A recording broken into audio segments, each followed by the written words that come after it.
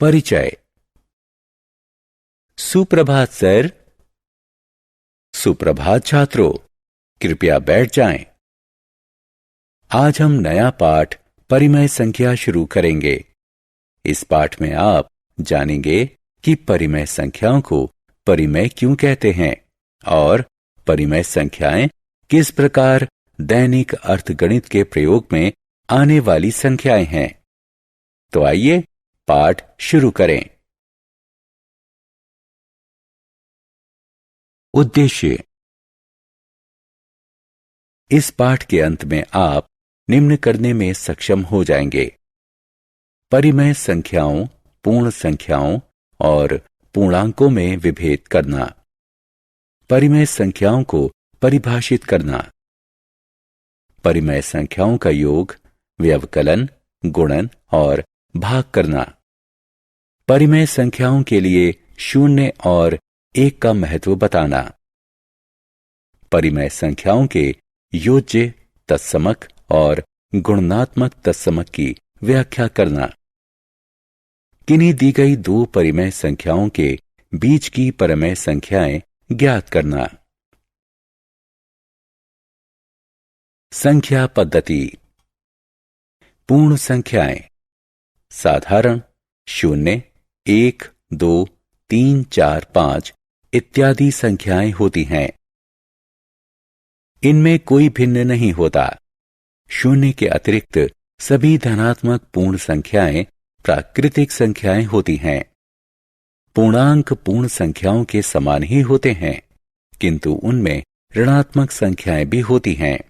अतः पूर्णांक धनात्मक, ऋणात्मक और शून्य हो सकते हैं। छात्रों, 1/2 क्या है? क्या ये पूर्ण संख्या है या प्राकृतिक संख्या या एक पूर्णांक? आप देख सकते हैं कि 1/2 शून्य और 1 के बीच स्थित है। हम इसे परिमेय संख्या कहते हैं। आइए इसके बारे में और जानकारी प्राप्त करें। परिमेय संख्या क्या है? परिमेय संख्याएं वो संख्याएं हैं जिन्हें साधारण भिन्न यानी एक अनुपात के रूप में लिखा जा सकता है। अतः परिमेय संख्याएं P/Q के रूप में होती हैं। ध्यान रखें कि Q शून्य नहीं हो सकता। क्या आप बता सकते हैं कि इनमें से कौन सी संख्या परिमेय है? हाँ, ये सभी परिमेय हैं। अतः परिमेय संख्याएं अर्थगणित की सामान्य संख्याएं हैं। परिमेय संख्याओं का सरलीकरण। कई बार परिमेय संख्याएं इस प्रकार की हो सकती हैं। क्या आप सोचते हैं कि ये अपने सरल रूप में हैं? नहीं, इसका और सरलीकरण किया जा सकता है। लेकिन कैसे? यहां हम अंश और हर को 5 से भाग दे सकते हैं। हमें भागफल के रूप में 3/5 प्राप्त होगा। यह सरल रूप है। अतः छात्रों, ध्यान रखें कि हम किसी भिन्न को उसके अंश और हर के किसी सामान्य गुणक से भाग देकर उसे सरल बना सकते हैं। परिमेय संख्याओं का योग। परिमेय संख्याओं का योग कैसे करेंगे? ये आसान है। योग करने से पहले ये ध्यान रखें कि दोनों परिमेय संख्याओं का हर समान होना चाहिए। हर को समान करने का सबसे आसान तरीका है कि दोनों संख्याओं को एक दूसरे के हर से गुणा कर दें। योग का एक उदाहरण है, हम 5/4 का 1/4 से योग करेंगे। देखिए, इनका हर पहले ही से समान है। अतः अंश का योग करके उसी हर के ऊपर लिख देंगे। इस भिन्न को 3/2 के रूप में सरलीकृत किया जा सकता है।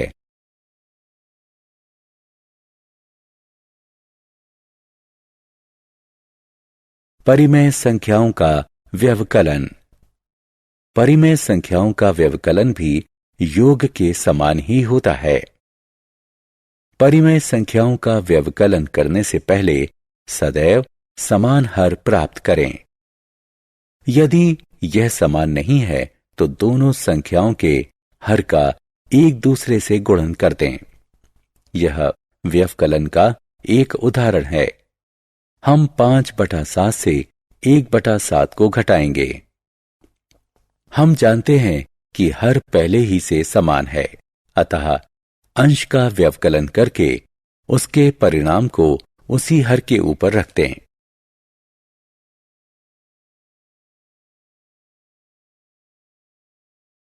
परिमेय संख्याओं का गुणन। अब हम परिमेय संख्याओं का गुणन सीखेंगे। यह सबसे आसान है। दो परिमेय संख्याओं का गुणन करने के लिए उनके अंश और हर का इस प्रकार परस्पर गुणन कर दीजिए। यह एक उदाहरण है। हम 1/3 का 3/5 से गुणन करेंगे। सबसे पहले अंश का गुणन करेंगे, अब हर का गुणन करेंगे। इस भिन्न को 1/5 के रूप में और भी सरल बनाया जा सकता है। परिमेय संख्याओं का भाग। परिमेय संख्याओं का भाग भी बहुत आसान है। सबसे पहले दी गई दूसरी संख्या को उलट दीजिए, यानी उसके अंश को हर और हर को अंश से बदल दीजिए। इसके पश्चात इस संख्या का पहली संख्या से सामान्य गुणन कर दीजिए। यह एक उदाहरण है। हम 1/4 और 1/6 को भाग देंगे।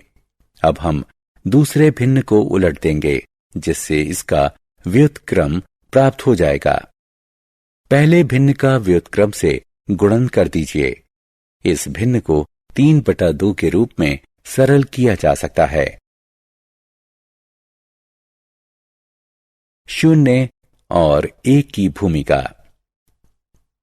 यहां हमने एक परिमेय संख्या में 0 का योग किया है। आपने क्या ध्यान दिया? जब हम किसी परिमेय संख्या से 0 का योग करते हैं तो योगफल सदैव वही परिमेय संख्या होती है।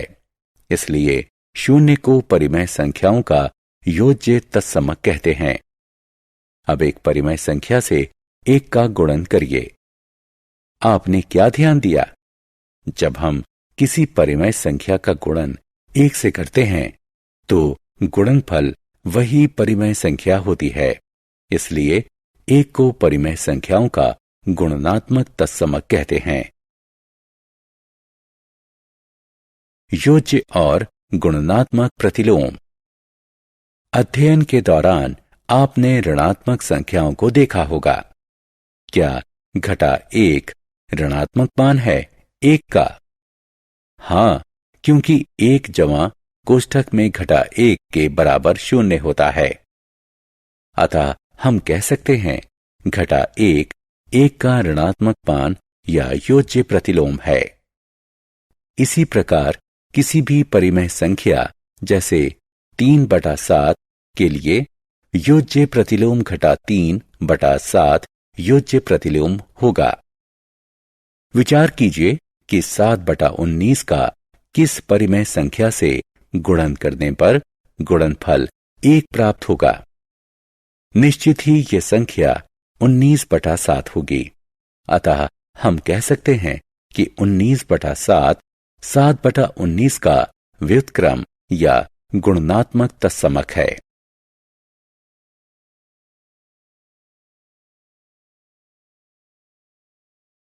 परिमेय संख्याएं प्राप्त करना। क्या आप जानते हैं कि किन्हीं भी दो परिमेय संख्याओं के बीच में अनंत परिमेय संख्याएं होती हैं?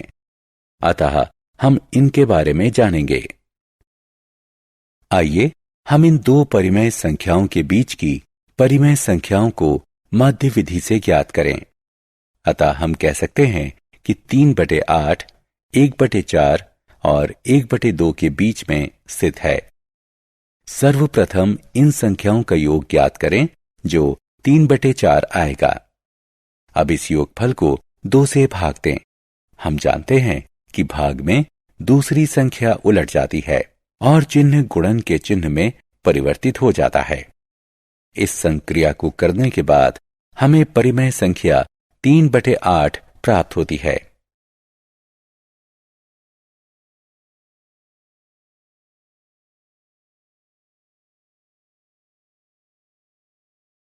सारांश। आइए हमने जो कुछ सीखा है उसे संक्षेप में दोहराएं। परिमेय संख्याएं वो संख्याएं हैं जिन्हें P/Q के रूप में लिखा जा सकता है और जहां P तथा Q पूर्णांक हैं एवं Q बराबर नहीं है 0 के। परिमेय संख्याएं योग और गुणन के अंतर्गत क्रम विनिमय और साहचर्य का पालन करती हैं। 0 परिमेय संख्याओं के योजित तत्समक है। 1 परिमेय संख्याओं का गुणनात्मक तत्समक है। P/Q और घटा P/Q एक दूसरे के योजित तत्समक हैं। P/Q का व्युत्क्रम या गुणनात्मक तत्समक A/B होगा यदि P/Q गुणा A/B बराबर 1 है। सभी परिमेय संख्याओं A, B और C के लिए A कोष्ठक में B जमा C बराबर AB जमा BC और A कोष्ठक में B घटा C बराबर AB घटा BC को वितरण का गुण कहते हैं। किन्हीं दो परिमेय संख्याओं के बीच स्थित परिमेय संख्याओं को माध्य की अवधारणा से ज्ञात किया जा सकता है।